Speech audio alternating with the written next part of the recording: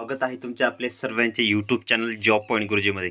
बघा मित्रांनो, आजच्या व्हिडिओमध्ये आपण शिक्षक भरती संदर्भात अतिशय महत्त्वाची अपडेट समोर आलेली आहे। सुवर्ण संधी आलेली आहे। जे प्रतीक्षा यादीतील शिक्षक आहेत त्यांचा नियुक्तीचा मार्ग मोकळा झालेला आहे। तर काय आहे आजची अपडेट, संपूर्ण सविस्तर माहिती तुम्हाला या व्हिडिओमध्ये मी देणार आहे।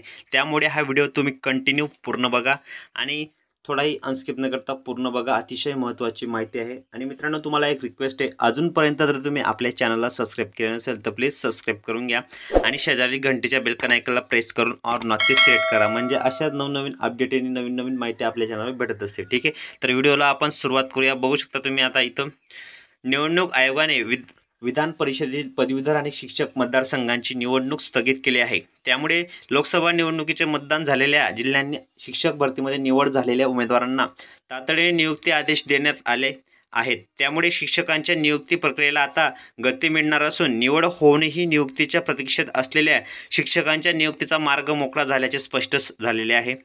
तर शिक्षक विभागातर्फे पवित्र संकेतस्थळाद्वारे शिक्षक भरती प्रक्रिया राबवण्यात येत आहे। त्यात 11,085 पदांवर उमेदवारांची निवड करण्यात आली आहे। परंतु लोकसभा निवडणुकीची आचारसंहिता जाहीर झाल्यामुळे निवडणूक झालेल्या शिक्षकांना नियुक्ती देण्याची प्रक्रिया लोकसभा निवडणुकीमुळे थांबली होती। परंतु आता शिक्षण विभागाने भरती प्रक्रियेचा पुढील कार्यवाहीबाबत निवडणूक आयोगाला प्रस्ताव दिला होता। त्यानुसार आयोगाने लोकसभा निवडणुकीचे मतदान झालेल्या जिल्ह्यात शिक्षकांची नियुक्ती देण्याची जी पदवीधर शिक्षक आहेत निवडणुकीला स्थगिती आहे।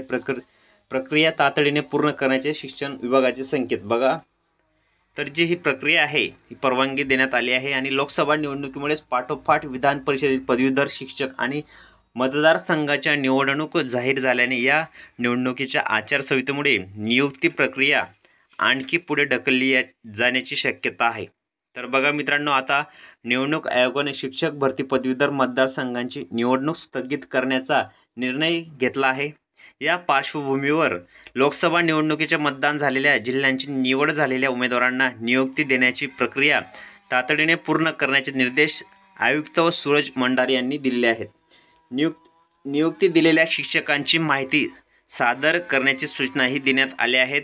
शिक्षकांच्या नियुक्ती संदर्भातील सविस्तर आढावा शुक्रवारी होणाऱ्या बैठकीत घेतला जाणार आहे। बघा मित्रांनो, असेच नवनवीन अपडेट नवीन माहिती आपल्या चॅनलवर तुम्हाला भेटत असते। त्यामुळे तुम्ही पटकन आपल्या चॅनलला सबस्क्राइब करा आणि शेजारी घंटीच्या बेलकन आयकॉनला प्रेस करा, म्हणजे नवीन माहिती आणि नवीन नोटिफिकेशन तुम्हाला लगेच प्राप्त होईल। ठीक आहे, तर आपण व्हिडिओला भेटूया पुढच्या व्हिडिओमध्ये। तोपर्यंत जय हिंद, जय महाराष्ट्र। व्हिडिओ पूर्ण बघितल्याबद्दल मनापासून धन्यवाद।